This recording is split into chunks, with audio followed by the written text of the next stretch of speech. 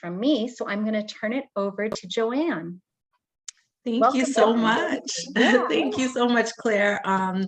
It's just such a great honor to be here with all of you tonight. And just to share with everyone. So I'm going to turn my camera off really quickly and share my screen with you so you can see some slides that I have put together. Again, it's important to know and acknowledge, I know a lot of you probably are heading off to college soon, or you're already attending college. So it's important to know and acknowledge how we've come to enjoy certain privileges in academia, especially when we hear that there's, you know, African-American literature courses available, or there's an African-American studies or Africana studies department available to us. It's important to kind of know the history of how this came to be. And so let's jump right into it. As I mentioned prior, this talk is about the history of allyship and implications of the Black Revolution on college campuses. The photo on my left-hand side took place on April 16, 1967. From the hood of a car, Stokely Carmichael is preaching Black power to students in Tallahassee's Florida A&M University. And for those of you who may not know who Stokely Carmichael was, he was a civil rights activist leader of Black nationalism in the United States in the 1960s. And he was also the originator of its slogan, Black Power. So when you hear that, it directly correlates with Stokely Carmichael. And then his original name was Kwame Ture. And he immigrated to New York City in 1952. He attended high school in the Bronx and enrolled at Howard University in 1960. And there at Howard, he joined the Student Nonviolent Coordinating Committee, which is called SNCC, and the Nonviolent Action Group. You'll probably hear the SNCC come up quite a bit as we go through this lecture. The next photo on my right is a Chicago Tribune historical photo of a 1968 protest at Northwestern University, a protest which we'll cover later, of students protesting in front of the administration building on May 3rd of that year. Whoops, I don't know how to do next slide. Okay, here we go.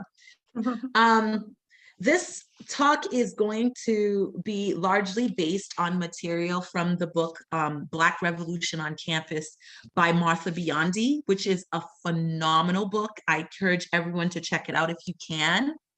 Martha Biondi is a professor of African American Studies and History at Northwestern University. She earned both her master's and PhD from Columbia University, and she's also the author of the book To Stand and Fight, Struggle for Civil Rights and Post-War New York City. Another book that is equally as important and relevant is the book titled The Black Campus Movement, Black Students and the Racial Reconstruction of Higher Education, 1965 to 1972. And it's written by Dr. Ibram X. Kendi. Again, another great book to get your hands on if you're unable to access Martha Biondi's book. To show an aspect of the Black Power movement in history during the late 1960s and early 1970s, that is, that's why Dr. Ibram Kendi sort of constructed his book. The Black Campus Movement provides the first national study. This is Dr. Ibram's work. It provides the first national study of this remarkable and inspiring struggle, illuminating the complex context for one of the most transformative educational movements in American history. And it provides a groundbreaking prehistory of Black student activism from abolition through the 1960s. However, Biondi's book, Black Revolution on Campus, really aims to show an aspect of the Black Power movement in history during the late 1960s and early 1970s. That's what her book is more focused on. That is at times distorted, forgotten, and overlooked, this little chunk of time in history. The Black Revolution on campus is two things. First, it combines activist history and intellectual history in order to show the critical linkage between the student movement and changes in university culture in the United States. The second thing it does is shows how students moved to the forefront of the Black freedom struggle and sort of transformed American higher education. Oops, sorry, how do I go back? All right, here we go. Biondi, so why this book, right? So Biondi felt moved to write about this subject because this period in the Black freedom struggle had been, again, like I said, greatly overlooked and misunderstood. It's sometimes known, this period is sometimes known as the Black Power movement, and sometimes many Americans associate Black power with violence, destruction, and disarray. When in fact, one of the core goals and aspirations for the Black Power movement was access to higher education. And we find the quest for education was really at the center of the Black Power movement, but not many Americans have appreciated or understood this. Part of the mythology of American society is that immigrants have valued education and that there are these so-called model minorities, whether they're Asian American or Jewish Americans, who are presented as the kind of struggling minority group that has really prized access to higher education. But African Americans are rarely portrayed this way, and they are often portrayed as not valuing education. Black culture is often portrayed as anti-intellectual culture, which is a gross distortion of our history as Americans. What was interesting about the late 1960s was that this was a period in which young Black people risked their lives to go to college. And that's not what is often taught in schools about African Americans and education. This is also a time where Black students were really proactive in asking for more inclusive curriculum and faculty and so on and so forth. But these students went on strike, they had sit-ins, they had protests and demonstrations, and even again, risked their lives to open the doors to education more broadly to Black people and other people of color. And Martha Biondi writes in her book that while the white student movement of the 1860s has garnered more attention, Black student protests produced more wide-ranging, comprehensive campus reform than the white new left. And the white new left, for those of you who don't know, was a broad political movement mainly in the 1960s and 1970s.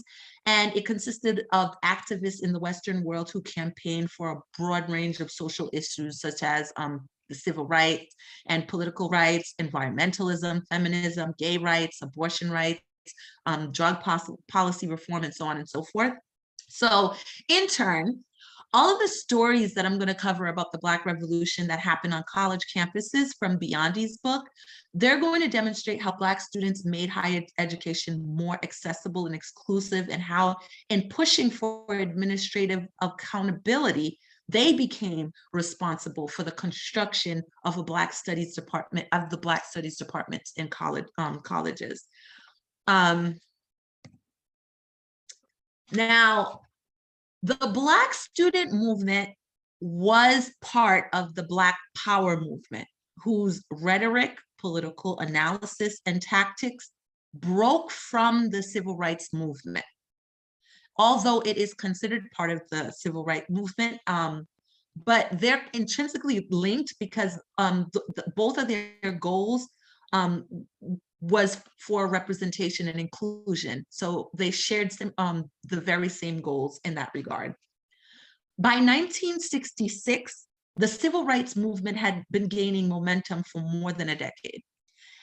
As thousands of African Americans embraced a strategy of nonviolent protest against racial segregation, and they began demanding equal rights under the law, For an increasing number of African Americans, particularly young Black men and women, that strategy just didn't go far enough.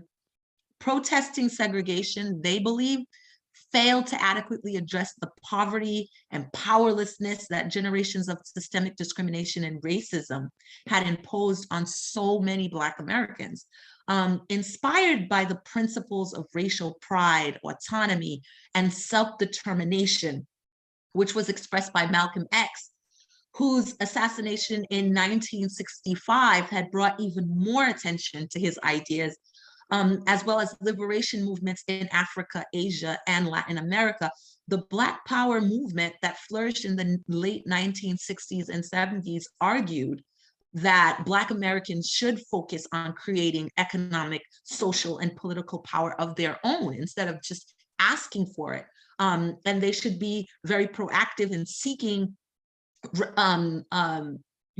what it is that they're asking for, then just seeking to integrate into a white dominated society that refused to accept them or just partially accepted them.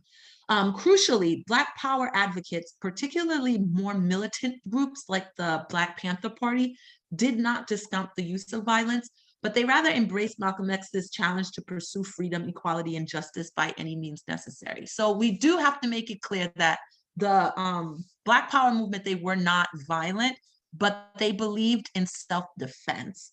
And so as the students began to take over college buildings and college campuses to sort of make things happen and get their requests, they weren't hurting people, carried arms just for self-protection, but that didn't really help because they were being brutalized anyway. The Black Power movement, this was a new style of activism that was very different from the sit-in phases of the Black student movement in the early 1960s, which featured, courteous men and women in ties and, in skirts, and they were just sitting and doing sit-ins. The idea of self-determinism was more at the forefront in the Black the Black Power movement. The Black student movement really adapted the ways of the Black Power movement. So their vocabulary was a little bit more defiant than that of the traditional civil rights activism. They wore African-inspired or countercultural clothing, embracing their Africanness, and they pushed the lines between Black bourgeois ideals and revolutionary aesthetics. And many people credited this style of activism to Dr. King's death, because many believing that it was in direct reaction to the event of his assassination that actually triggered anger and sorrow. When Black people were starting to see, if you can kill Dr. King, and he was the epitome of peaceful protesting, then we need to be a little bit more proactive, because clearly the traditional ways in which we were doing things, they're not working. However, this phase of the Black student movement that was inspired by the ideals and attitudes of the Black Power movement actually began on Black college campuses. Students were fed up. They thought that the traditional way of respectability politics was not facilitating, the urgent changes they needed. So they adopted a more militant style of doing things. The assassination of Dr. King seemed to stand for the crushing of nonviolent means to social change, making young people feel increasingly justified in resorting to confrontational tactics to spur change. Again, just to go back, Stokely Carmichael was the controversial, charismatic young civil rights leader who in 1966 popularized Black Power. He was the most famous Student Nonviolent Coordinating Committee, which is SNCC leader, who inspired and shaped the nationwide Black Student Union on college campuses. And by 1968, Carmichael had become a seasoned organizer. Student Nonviolent Coordinating Committee, the SCC, was a second critically important source of influence on Black students nationwide. So he really played a hand in this, and he was heavily inspired by Malcolm X and the autobiography of Malcolm X, as told to Alex Haley. So that really influenced his thinking, his philosophy.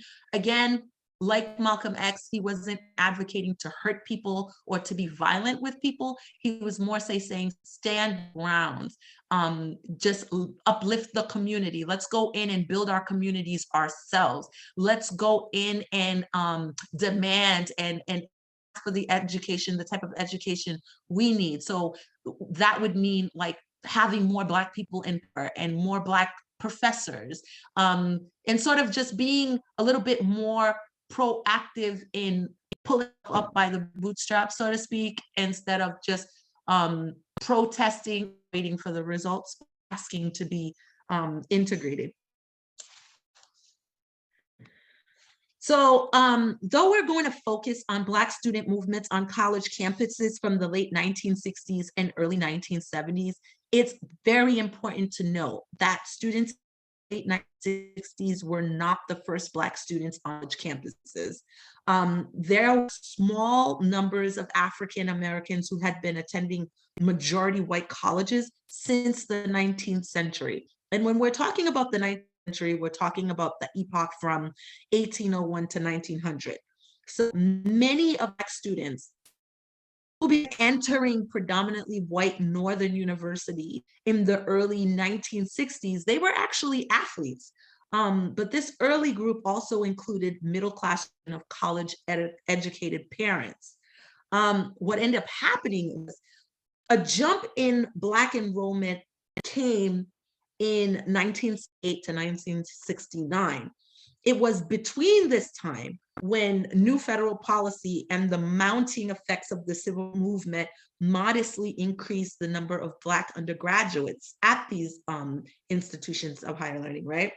It was the Civil Rights Act of 1964 that Congress passed, and the Higher Education Act of 1965, which banned discrimination in higher education and providing funding for low-income students, which made college more accessible to Blacks. Though there were Black students before, right now there was increase, and these low-income students tended to be from migrant families, and were often the first of their families to attend college. And it would be these students that would later engage in direct action to demand greater numbers of Black students on campuses. Reasons for doing so will be highlighted in a little while. So from 1970 to 1974, college enrollments for African Americans shot up 56% compared to a 15% increase for whites. Though the 56% sounds a lot, however, African Americans still made up the minority as far as the student body population is concerned, because again, not a lot of Black students were enrolled in these colleges to begin with, and even it shot up 56%. They were still a large minority. So here it goes. Many of the Black students, when arriving into these predominant white college universities, a lot of discrimination. Two observers wrote that color blindness had led to Blacks being out on the short end of the academic stick. Though these schools were gaining more students of color than they had before, there was an unspoken pressure them to assimilate and just ignore their cultural heritage and accept the violence that was being inflicted upon them and the racial discrimination. So it's like, get in where you can fit in, shut up, don't react to how you're being treated, just be grateful that you're here. So that was the sort of the attitude of bringing that people had, these institutions had when bringing in Black students. So Black students at Wesley College is an all women's liberal arts college in Massachusetts. So at Wesley College, Black students were purposely segregated in the dormitories and deliberately kept apart from their white counterparts. The 6 African American students who arrived in 1965 to Wesley were given separate room away from the white students. Moreover, students receiving a very one-sided Eurocentric education, and universities fail to realize in almost every case that the American educational experience is essentially a white experience, an experience based on white history, white tradition, white culture, white customs, and white thinking, and an education designed primarily to produce culturally sophisticated class white American, which was hard, like what Black students in this very strange position because never white, no matter how much they tried to behave like theirs. College campus all across the board. Before I say that Black students, including future historian Francis Russell Wilson, threatened a hunger strike to get the college to admit more Black students, hire Black professors at Wesley. On college campuses all across the board, there were not enough Black faculty, very little to no Black administrators. It was very for Black students to be penalized for being really close to white students.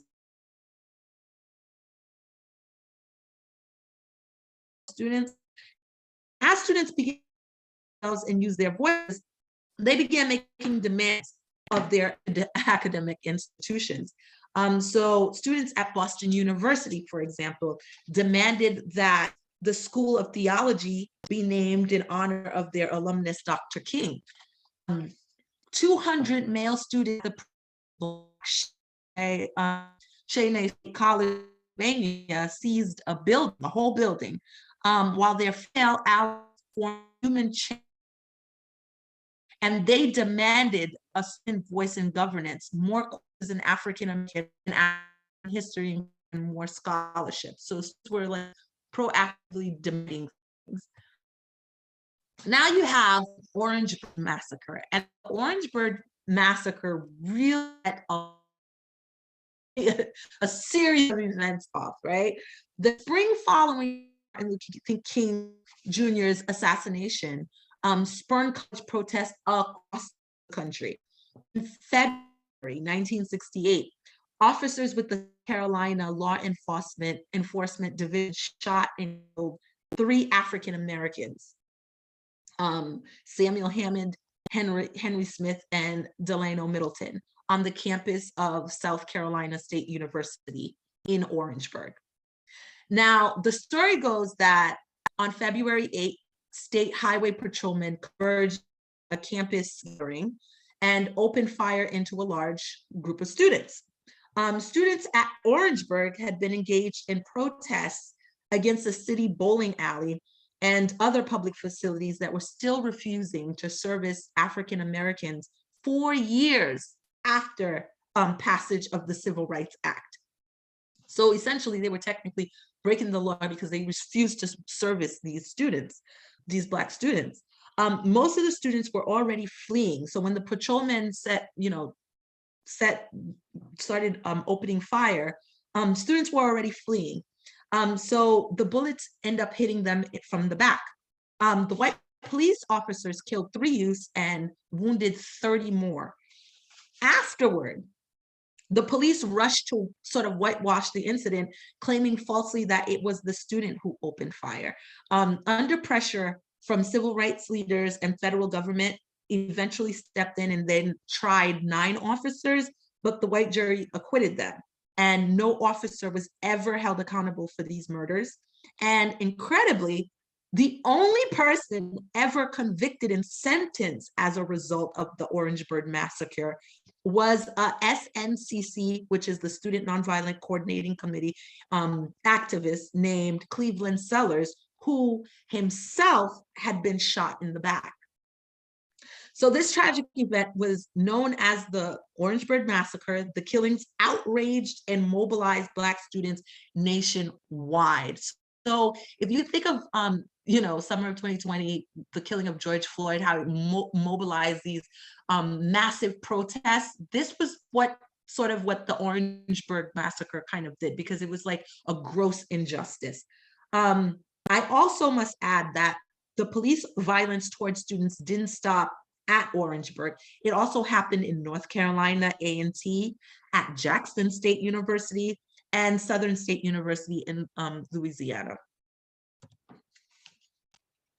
At North Carolina, A&T, they burned the governor of South Carolina in effigy, and which is, when you say burn him in effigy, they didn't technically burn him. It was just a sculpture, a model of his image, and they burned it. And they conducted a mock funeral procession for the slain young men who were killed in the Orange Massacre as a response to what had happened. And it became one of the largest demonstrations in Greensboro. The Orangeburg Massacre was one of a series of catalysts that generated a national demand for Black Studies department, right, in college campuses. For example, a year later, commemoration of the massacre of the University of North Carolina in Charlotte led to the creation of a Black Studies program within their schools. So now, there was also, in April, in 1969, building occupation at Cornell University, where Black students had armed, where Black students had armed themselves in anticipation of a white student assault, and they emerged unscathed, which prompted a serious consideration of armed self-defense. On April 28, 1969, the very same month, 75 students at Voorhees College, which is a historically Black college in Denmark, South Carolina, which was less than 30 miles from Orangeburg, they took over the library administration building in their school. Fearing police aggression, they brought rifles with them. And in the college, the Liberated Malcolm X University, right? So they named it. Plaster walls with of Malcolm X, as well as anti-war posters embezzled with "Kong ever called me the N-word." They threw bullets out the windows, explaining that their weapons were solely for self-defense. They basically said, we are going to allow another Orangeburg. The students desired an African-American studies program, additional Black faculty, and greater collegiate involvement in the local community. So even though this was this is an HBCU, a historically Black college, majority of the faculty were white.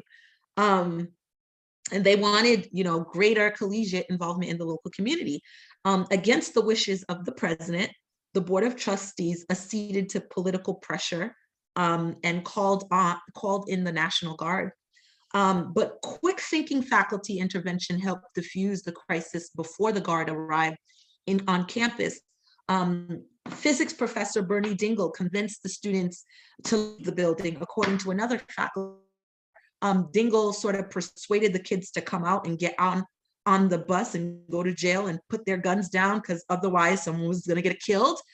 So Miss Dingle was Black, and they followed him out and onto the bus. He sort of diffused the situation so that another Orangeburg situation wouldn't happen, because he knew once the guards come, they were going to get slaughtered and massacred.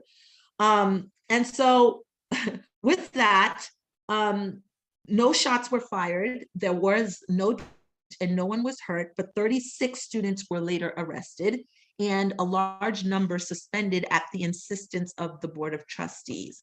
The president of Voorhees had granted amnesty to the students, but Governor Robert McNair insisted that an example must be set, and 8 students were tried the following year for that incident. And the college administration, again, was predominantly Black, but it was subordinate to the board, which was predominantly white. The college was closed for the rest of the semester. In May, Bernie Dingle, the physics professor, who was also an African American, as I said before, who served as a chairman of the campus chapter, basically called out, it created a petition on behalf of the association chapter supporting the Potts for not to call in law enforcement, and calling for the resignation of the chairman of the board for usurping administrative prerogatives. So in February 1970, Voorhees abruptly announced that the contracts of Dingle and the four other Black professors would not be renewed the following year. And so again, students quickly mobilized themselves because they're like, okay, you're getting rid of this professor. He diffused the situation. He's essentially losing his job. So 42 students quickly mobilized a protest. They called for the removal of Kenneth Morris, which was the white chairman of the Board of Trustees, and they pushed for the rehiring of the five professors. Reflecting the approach of students at other HBCUs, the students at Voorhees also became advocates for the broader Black community. They called for higher wages for workers at the college and for Black participation in local governance. African Americans had constituted 60% of the county, but there was not a single Black office holder in city or county government. The campus Black Awareness Coordinating Committee organized a highly effective one-day campus boycott, but the next day, a Friday, the college responded by officially closing the campus and ordering all students to leave. So in defiance, a group reported to between 60 and 200 students stayed on campus and sort of conferred with local Black community leaders for support and guidance. So fearing another armed takeover and the attendant negative publicity that would come along with it, the administration called the governor for assistance over the weekend, and he brought in a couple of hundred National Guardsmen. And the National Guardsmen, you know, they smashed windows, they broke down doors. They couldn't find guns though, and they turned up with only 2 students, both leaders in student government, whom they arrested for trespassing before sealing off the campus. And in their search, troops sort of forced their way into a faculty member's house, seeking out students. So after closing this campus, the administration sort of moved to immediately dismiss the 5 faculty members, alleging that their presence on campus would incite students further. So they even banned them from campus. The American Association of University Professors investigated and termed these actions unwarranted and draconian. And they basically deemed Dingle's dismissal a violation of due process, and they sort of endorsed his reinstatement. So in July 1970, a jury convicted 7 students from the 1969 protests for rioting, looting, and arson, and they were sentenced to 18 months to 2 years at hard labor. And in the aftermath of the protests, the Episcopal Church leaders formed a task force to investigate overall conditions at the college, including curriculum and faculty hiring, and to make recommendations for reform. So all of these actions sort of kind of really pushed for people to really pay attention and sort of assess what was going on. And an ironic development, nearly 4 decades later, Cleveland Sellers, the guy we talked about who got shot in the back during the Orangeburg massacre, he became the president of Voorhees College. So that was the story for that one. So now when we're moving to Howard University, in February 1968, hundreds of students at Howard staged a sympathy demonstration for the slain students in Orangeburg, which quickly turned into a protest against Howard's administration. While I'm saying this, is everyone okay? Is everyone following? Are there any questions?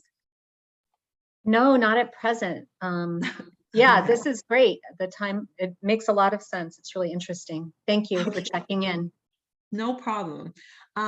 So the students at Howard, they called for the resignation of the president and issued a long list of demands pertaining to students. They called for pertaining to student rights. They demanded reinstatement of professors and Black awareness that came to be known as the Orangeburg Ultimatum, right? Reportedly, Nabrit, who was the president of Howard at the time, And even the faculty, they called these demands reprehensible. A month later, at the Charter Day ceremony, which they had celebrating the anniversary of Howard's founding, the students took matters into their own hands. They sort of stormed on the stage and took control of the podium.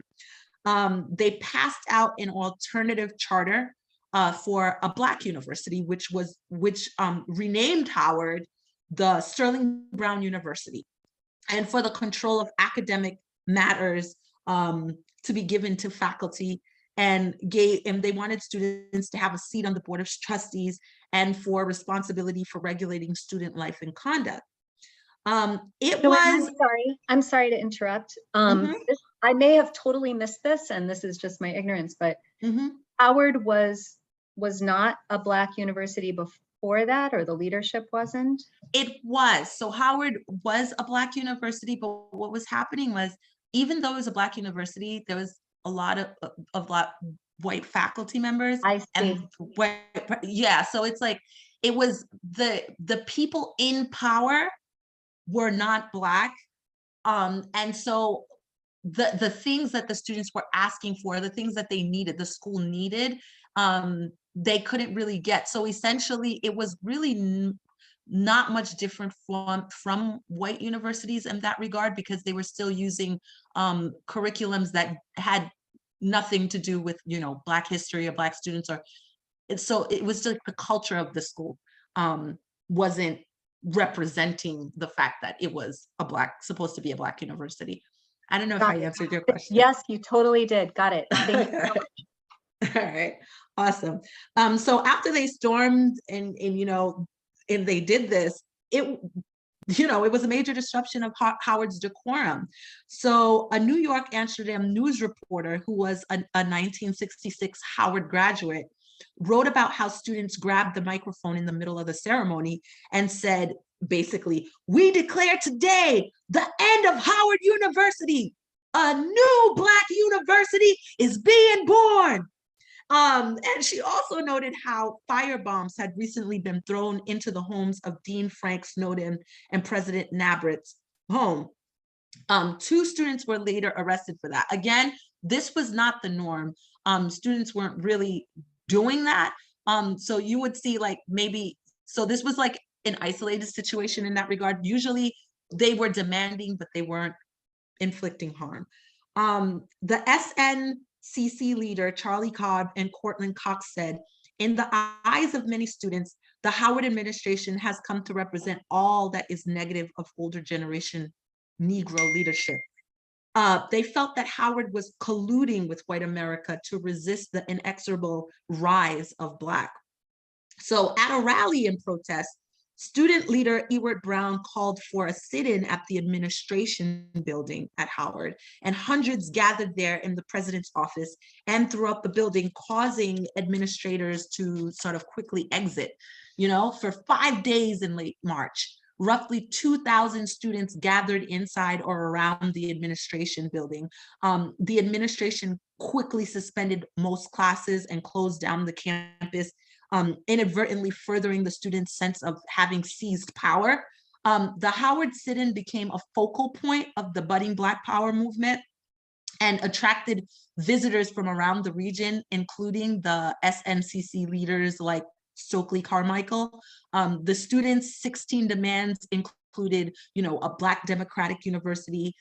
They called for the resignation of President James Nabrit, greater faculty, student rights, African American studies programs, a Black Awareness Institute, and the dropping of charges against the 39 students, because they felt that Howard was being run by a dictatorial system, right? So Black students wanted to save public Black institutions from being so-called integrated into white-run universities, and to generally strengthen, upgrade, and modernize HBCUs, making them examples of Black self-determination. In 1968, 150,000 Black students, or 61% of all Blacks enrolled in college, attended HBCUs. So the students at Howard University in Washington, D.C. were pivotal in launching the Black student movement. really. It began with them. And they endured the worst police brutality than the students who were attending predominantly white colleges. They were being shot at, killed, dragged. So they really were brave and courageous, and a lot of them lost their lives, but it facilitated change.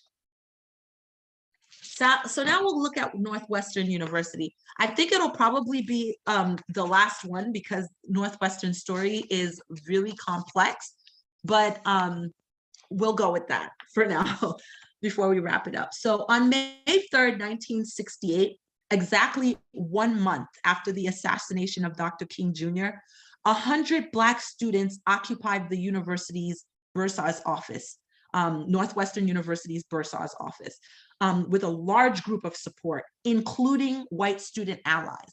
This is critical because as we hear all these things, note that students of all color were allies to Black students, because when Black students got something done for themselves, they were essentially pushing, opening the doors for white students, for females, for, other students of color. So it was more how should I say this? There was a lot of allyship, a lot of community organizing, just coalition building, I should say, that went on during that time. So anyway, so 100 Black students occupied the university's bursar's office, and they vowed to occupy the space until administration met their demands. A few days earlier, the New York City police had forcibly removed Columbia University students from campus buildings, arresting 700 and injuring 150. And when they say injuring, it's like brutal, right? Northwestern students feared a similar police raid. The students felt that integration was a white-defined project that failed to meet their needs. The students proposed a new approach to campus reform and student inclusion. So in 1965, there were 26 Black students at Northwestern, of which 20 were athletes. And one day, Don Johnson, who played on the basketball team, he was walking down Sheridan Road with his white male and female classmates. And a member of the university board of trustees happened to drive by and saw Johnson, who was later instructed to avoid being seen in public with white females. Black athletes faced great pressure from their athletic heads to not date white females. So after the Higher Education Act of 1965, increased federal aid to universities, and this helped, increase the number of Blacks in colleges. Northwestern admitted 54 African American freshmen in 1966, and up from just 5 the year before that, right? So they went to 5 to 54. And during that summer, the university established the Chicago Action Project to acclimate incoming freshmen from Chicago.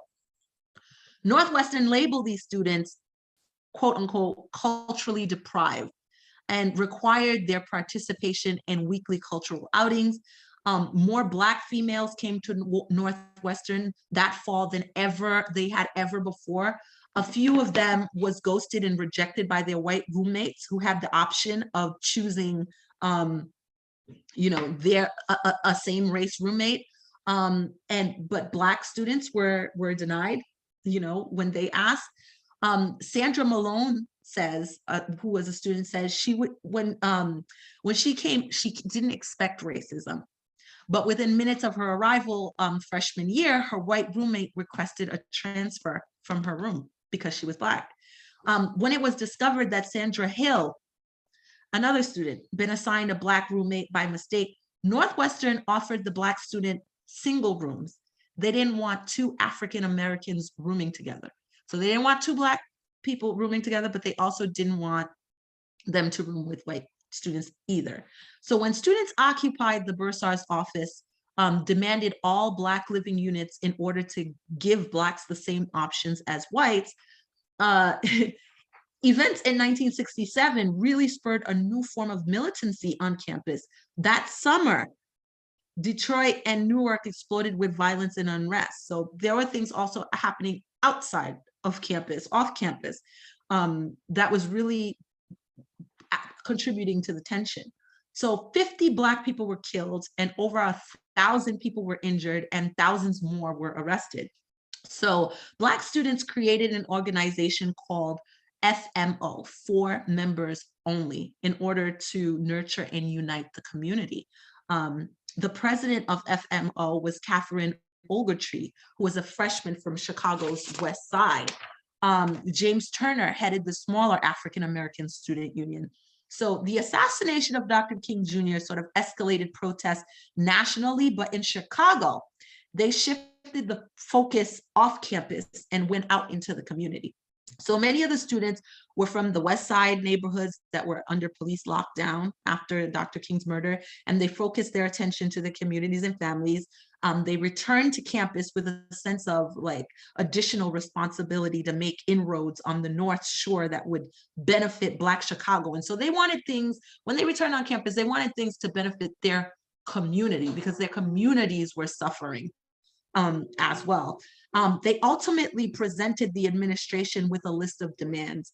And as part of these demands, they asked that Northwestern University present an official statement acknowledging that they had been a racist institution and declare its opposition to racism on campus and in Evanston.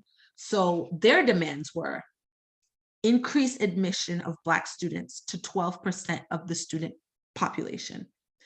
They wanted increased scholarships for students to avoid students having to take on jobs and to reduce student loans.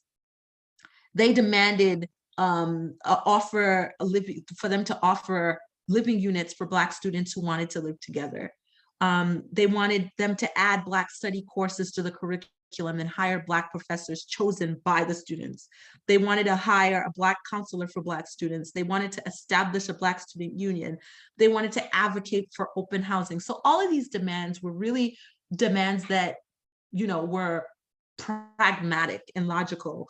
And after the administration rejected most of their demands, a small group of student activists began to plan for a major action because it's like, okay, we're doing things the right way. We're doing this nicely. You see what's going on. So you're refusing us. So now we're going to organize and we're going to do this strategically. So in planning their protest, the students wanted to protect each other and sort of guard against infiltration by an informant. So borrowing from the film Battle of Algiers, which was a film about the Algerian struggle against French colonialism, they used a system of secret cells to organize resistance. So students worked in groups or cells of 3. This way, nobody knew more than 2 other people involved in this. The students wanted a building that was manageable in size. So the building that they would, you know, looking to take over, they wanted it to be one that they could manage, so it couldn't be too big.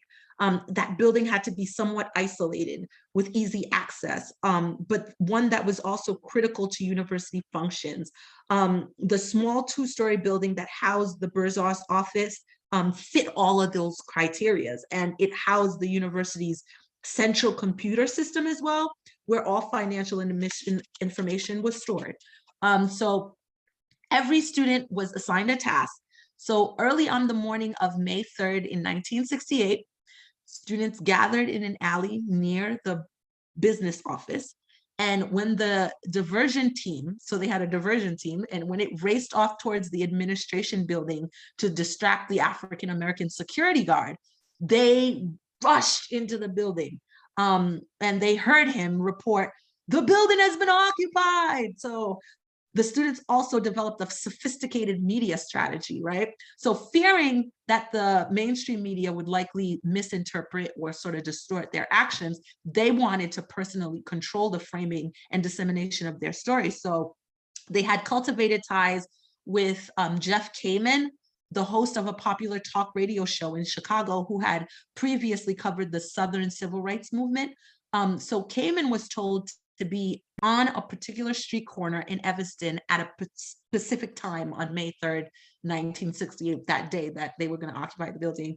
And when the students had taken over the building and decided the time was right to announce their demands, they used his microphone to directly state their demands to the thousands of listeners in Chicago.